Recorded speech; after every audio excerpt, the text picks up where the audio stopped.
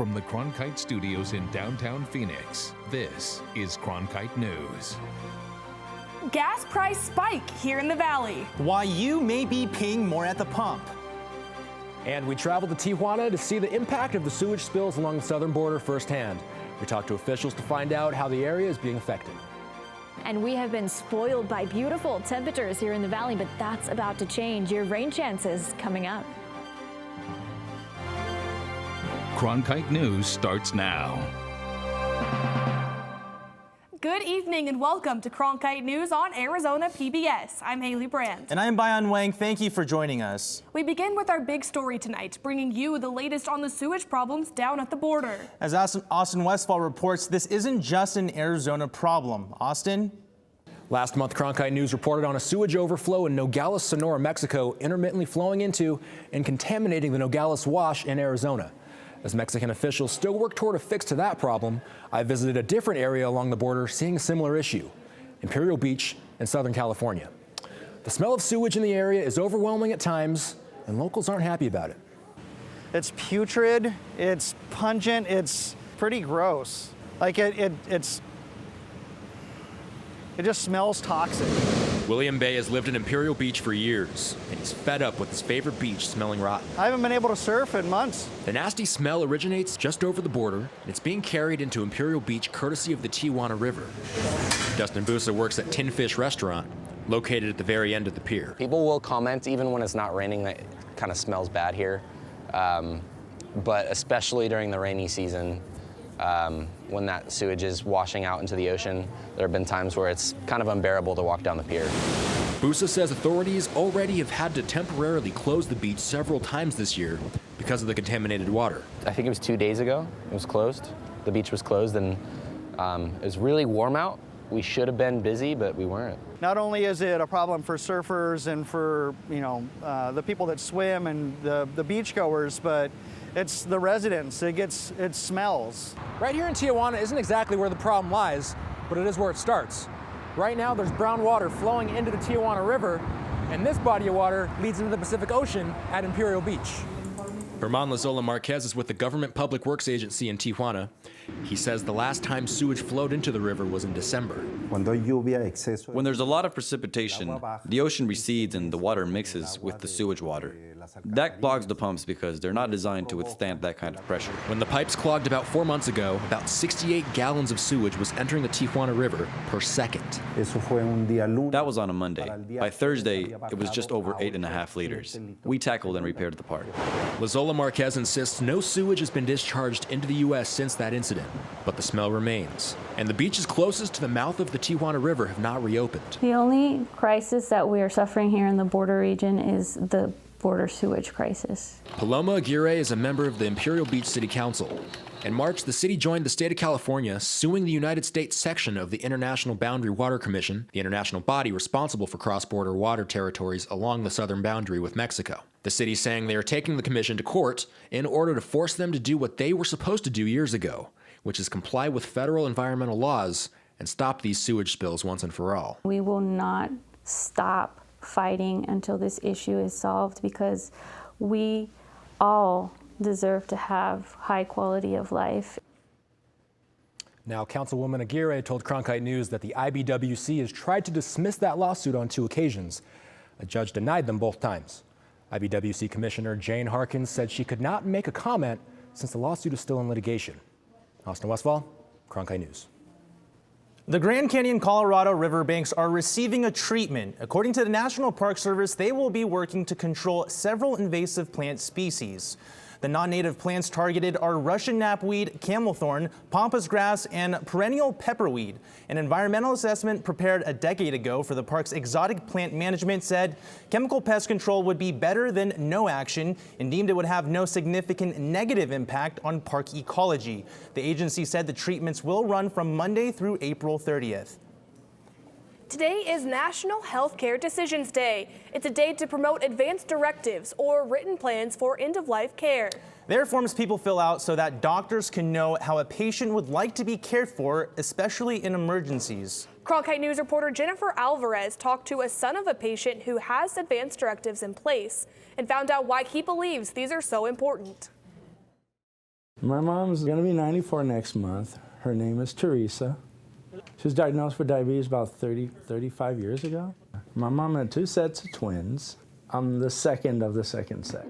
This twin's name is Timothy Biagas, and he realized the importance of advance directives after a social worker at his mother's hospital asked him about it. She spoke with us and she asked me if we have one in place. And I was like, no, do we need one? So she presented the information to my mother and she was like, no, I don't want to do this. But he was eventually able to convince her. We're just making sure that we have the documents, which would help you get your message across when you can't. There are 2 common types of advance directives. Medical power of attorney, which would be the person who would help make decisions for you if you can't make them for yourself. And then another common one is called a living will, a document that lays out what wishes you might have, particularly if you are terminally ill. And they say having these forms in place relieves stress. It gives me peace of mind and my wife peace of mind that, at least we know that we'll be able to take care of Mom the way she wants. During those really, really emotional times, we can then help that family with that conversation because we already know what that patient would want. According to a study by Health Affairs, only about 1/3 of adults have an advance directive in place. But Dr. Mayer says it's important for everyone. It's not just older people, it's not just people who have cancer, not just people who are sick. My kids are in their 20s. They know what a medical power of attorney is because what if they get hit by a bus? And while these conversations may be hard to have, Biagas says, just let them know you come from a place of loving, and care. In Gilbert, Jennifer Alvarez, Cronkite News. If you do not have an advance directive in place for yourself, doctors have to consult whoever state law says to go to. And doctors say this person may not always be the person who knows you best, which is why they stress that their patients should get these forms filled out. Gas prices are spiking here in the Valley, which can be typical for this time of year. But according to AAA, Arizonans are paying more at the pump than people in other states. Cronkite News reporter Nicole Hernandez has more. Gas Buddy tweeted out this map yesterday showing average gas prices across the country. As you can see, Arizona is bright red, meaning that its prices are in the highest bracket range, reaching over $3 a gallon in some places. And I spoke with an expert about why Arizona might be seeing these high spikes. Arizona's gas prices are up almost 50 cents this past month. I actually couldn't fill it up all the way because I didn't have enough money to get a full tank of gas because their prices are higher than what I'm used to. Gas is averaging $2.98 a gallon for the state, according to AAA of Arizona, with some stations spiking above $3. It's California that's really the problem because they've got several refineries. Of the 17 they have there, 7 of them have run into unexpected maintenance issues. Those 7 refineries are partially shut down, meaning the fuel supply is low.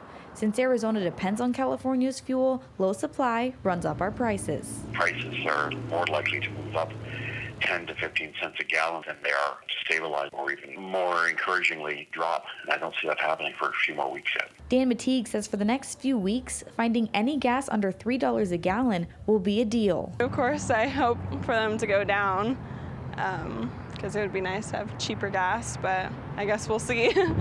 Now, while Arizona's prices are very high, we're not the highest in the country. California next to us are seeing prices closer to $4 a gallon. In Phoenix, Nicole Hernandez, Cronkite News. Lauren Sheeler joining us now. Lauren, we've had beautiful sunny and clear skies this past week, but I heard a rumor that may all change tonight with some rain in the forecast. Lauren, please tell me there's no credibility behind this rumor. Well, I think we've been spoiled with the weather we've had earlier this week. I think we had this coming, but it's really not going to be too intense. We're just looking at some isolated showers throughout the valley. We're just looking at a few sprinkles here and there. Cold front made its way through this afternoon, but other than that, we should be clear heading in tomorrow. But we'll talk more about the rain chances for the rest of the week coming up in just a couple minutes.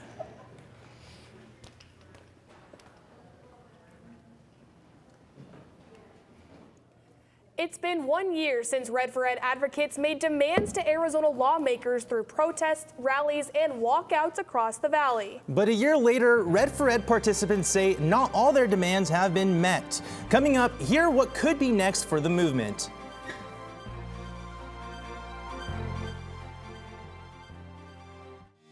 Cronkite News. We work hard to report the facts and keep you updated, whether we're on set or on the scene. Taking it from the studio to the field. So I'm here in South Phoenix. In Phoenix, we're just a click away. Follow us on Facebook and Twitter, or find us online at cronkitenews.azpbs.org.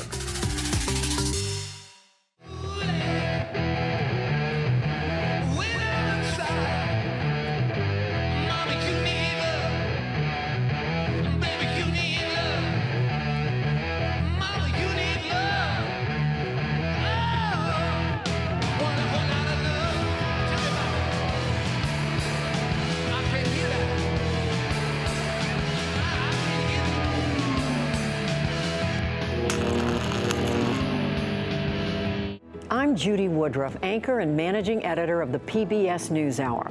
The journalists of tomorrow face a fast-changing media landscape, but quality news remains vitally important to our communities, our country, and our world. At ASU's Walter Cronkite School of Journalism and Mass Communication, students learn solid, reliable reporting, holding the powerful accountable, and rebuilding the public's trust. The Cronkite School and Arizona PBS, preparing the next generation for a stronger future of journalism. It's been 1 year since Red for Ed advocates made demands to Arizona lawmakers through protests, rallies, and walkouts around the state. They had a list of improvements, including 4 fully funded classrooms and higher wages. Cronkite News reporter Tavia Madison reports the teachers union is gearing up for another fight.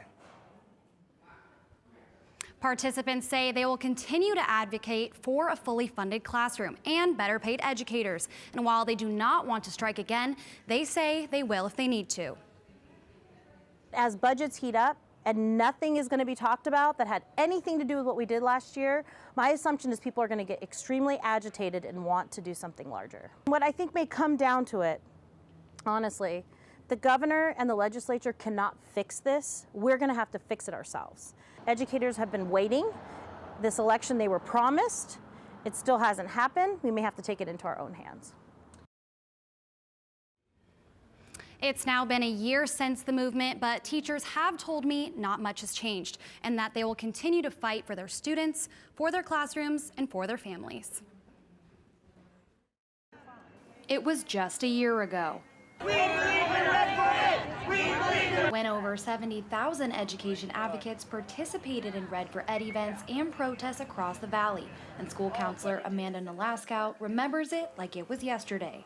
It was amazing. I don't think any of us really knew how many people would be down there or the impact that it would have on our state. And it felt great to be down there with so many people sharing our stories, good stories and bad stories about what it's like to be an educator in Arizona. And just what that's like? Our teachers are overburdened in the classroom right now. Teachers are paid on average about $47,000 in Arizona, and that falls short of the national average of $60,000.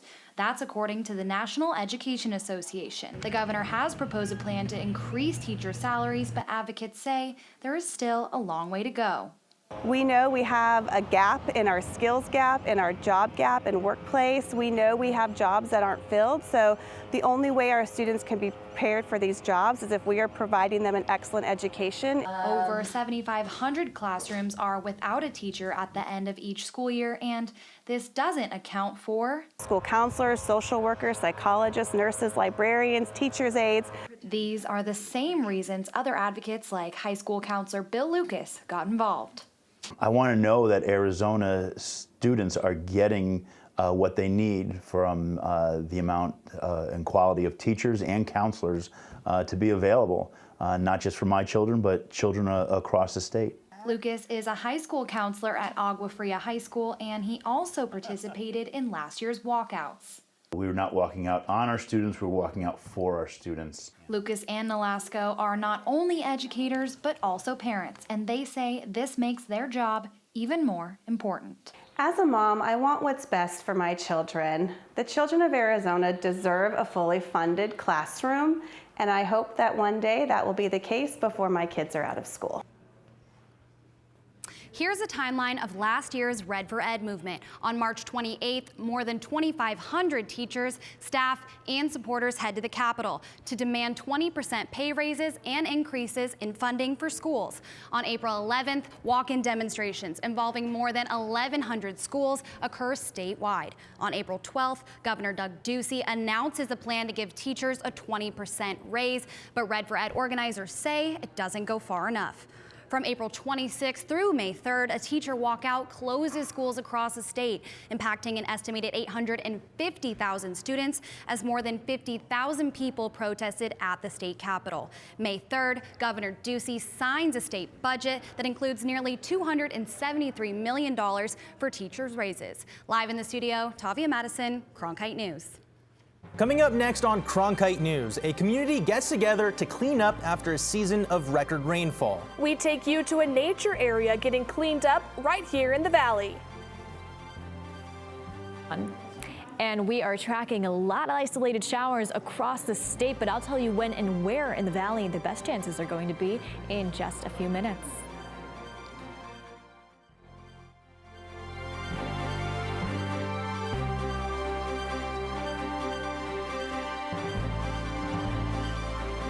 Then I stumbled across the kids programs and I fell in love with author. I used to be a school teacher. Some of my classes I taught were K through 6. I liked author's approach to how you would teach a moral or how to teach a way to react to a situation. And they always had a moral of the story. So I still watch author quite religiously. For more information about including Arizona PBS in your future plans, visit azpbs.org/giving. With wildfires, a scarcity of water, and other environmental issues facing the Earth today, it's critical to stay up to date with local impacts of a changing climate.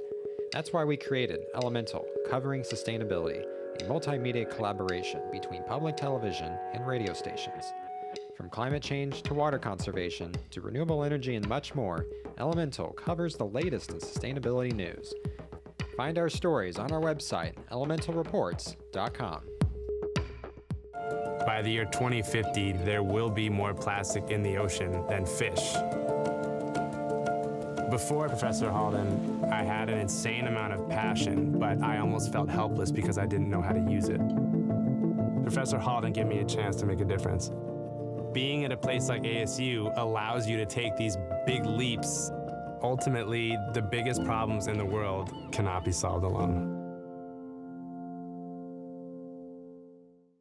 3 years ago, the Navajo Nation and Utah reached an agreement concerning water rights claims over the Colorado River Basin. Earlier this month, federal legislation was introduced by Utah Senator Mitt Romney. The bill's settlement would give the Navajo Nation over 81,000 acres of Utah's unused share of water each year from the upper Colorado River Basin. The bill would provide the Navajo Nation with $210 million for water infrastructure projects, including wells, pipelines, and water treatment plants. Utah agreed to chip in $8 million. We usually associate rainfall with having positive impacts around the valley, but rain can also flood washes with trash from big cities like Phoenix, which is why community members are doing their part to keep nature wild. Melanie Porter has more. If you drive 10 minutes south of downtown Phoenix, you'll encounter a haven for desert wildlife. This is unlike any other park that you'll find in the city of Phoenix. It's mainly a wetland, it's a riparian area. But a few challenges arise with the location of this park being so close to a major city. Record-breaking amounts of rain in Phoenix has also brought record-breaking amounts of trash to the Rio Salado habitation area. When garbage is left in gutters and on streets, it's washed down the river and into this park. It's up to park rangers and volunteers to clean up after the mess. We find where there's a need, and then we rally the troops using social media, our website, etc. And we just have such a good group of volunteers that come out and want to support and help out in any way they can. And Keep Nature Wild is an environmental group that sponsors wildlife cleanups around the valley. In partnership with Four Peaks Brewery, the two companies gathered hundreds of volunteers to pick up trash around the park. I'm actually shocked quite a bit. Like I said, it looks like a lot of the runoff with the recent rains, and so I'm shocked. I found a bunch of weird stuff. So. In just 2 hours, the volunteers picked up hundreds of bags of garbage, bringing beauty and hope back to this wildlife haven. And my hope in humanity has been restored. Yeah, for sure. I'm very grateful. In Phoenix, I'm Melanie Porter, Cronkite News. The volunteers picked up over 6,000 pounds of trash, and Keep Nature Wild has plans for even bigger cleanups in the future. And speaking of rain, Lauren Sheeler back with us now. I know we talked a little bit about rain later tonight. What are we seeing out there right now? Yeah, so we had that cold front move in late this afternoon and bringing with it all sorts of fun conditions for us to work with. The first thing we're going to see is temperatures are going to come crashing. So we were in the 80s. We're going to drop to the 60s within the hour, most likely. But current conditions, we're still in the 70s for right now. 74 outside, light winds, but that's about to change as well. So with that cold front bringing isolated showers for us here tonight, these aren't going to be too intense, but it's really the winds picking up. We're going to see gusts up to 20 miles per hour in spots throughout the valley and cooler temperatures as well. But really not too concerning if you're heading out the door. Pack that umbrella. It's just, we're anticipating just sprinkles throughout the valley. Hitting downtown, this is 9:30 tonight. And then by late this evening, we're going to see West Valley. You guys are clear. Downtown, you guys are good. And then it's still picking up out east. But then early tomorrow morning, the whole state should be clear. And we should stay dry tomorrow. We should stay dry heading into your weekend, making for a lovely Easter Sunday. We're seeing a high of 88 for that. So if you have just Easter egg activities or activities outside, this is going to be just a beautiful, breezy spring day. And then so here, let's recap. In the 7-day, we're seeing those showers tonight and then temperatures spiking. We're seeing Friday. We still have yet to hit that first 100-degree day, but we are certainly getting close. And then we are staying dry heading into your weekend. We have our nice little Easter bunny hopping there on Sunday, and then Monday and Tuesday back into the 90s. For Cronkite Weather, I'm Lauren Sheeler. Coming up next on Cronkite News, we are now just 9 days away from the 2019 NFL Draft. But who will be the Cardinals' #1 pick? We hear from General Manager Steve Keim as he addresses speculation ahead of the big day. As journalists at Cronkite News, we report on stories that matter to you by focusing on the local impact. We dig deeper and work tirelessly to keep you informed. Live in Wickerburg. Live in Los Angeles. In Cleveland, in Washington, in Louisville. From Jerusalem. Live in Philadelphia. From around the world to right here in Phoenix. At Cronkite News, we report the facts and stick to the truth.